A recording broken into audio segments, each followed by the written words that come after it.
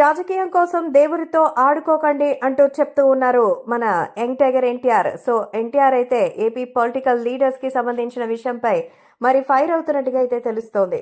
అయితే నిజంగా జూనియర్ ఎన్టీఆర్ ఈ విషయంలో ఎలాంటి నిర్ణయం తీసుకుంటారనేది అందరూ అనుకుంటున్నారు. అసలు పాలిటిక్స్ కి సంబంధించిన విషయం వరకు 100% ఎన్టీఆర్ ఎప్పుడు అయితే మాట్లాడరు, ఎందుకంటే దానికి ఇంకా టైం ఉందిలే అంటారు.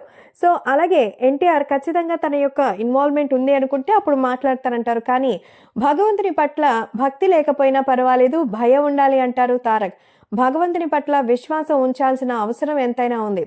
కులం, మతం, ప్రాంతం అనే అవసరం లేదు. ఎక్కడున్నా భగవంతుడి వల్లే మనం ఈ ప్రపంచంలో శ్వాస తీసుకోగలుగుతున్నాం అనేదే మనం చెప్పుకోవాల్సినటువంటి విషయం అంటారు ఎన్టీఆర్.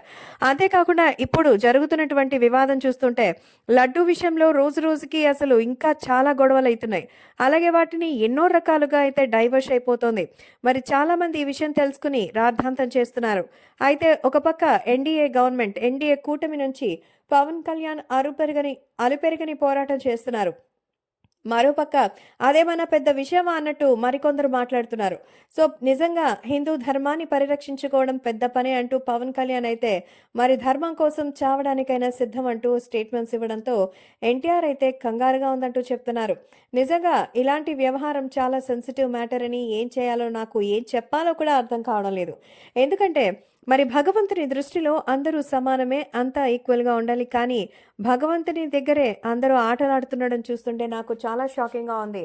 గత ప్రభుత్వం వ్యవహరించిన తీరుకి ఏం మాట్లాడో కూడా తెలియటం లేదని, ఇంత హేయమైనది భగవంతుని